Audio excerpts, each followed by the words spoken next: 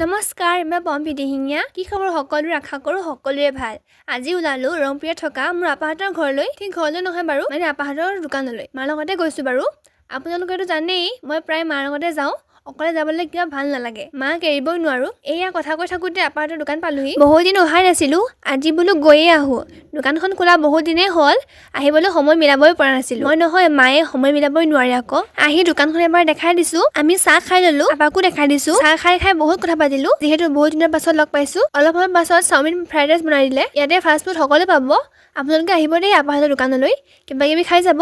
বহুত ধুনীয়াকৈ বনায়। মই ফ্ৰাইড ৰাইচ খালোঁ, বহুত খালোঁ। দেখি গম পাইছে চাগে। আপোনালোকে বাৰু কি খাই ভাল পায় কমেণ্ট কৰি জনাই দিব দেই। তাত বহুত সময় থাকিলোঁ, কিন্তু ভণ্টি ঘৰত আছে, লগ কৰি যাওঁ বুলি স্কুটিখন লৈ আনিলোগৈ। ভণ্টিৰ লগত ফটো মাৰি লৈ ভিডিঅ' বনালোঁ, তাৰপিছত ঘৰলৈ গুচি আহিলোঁ।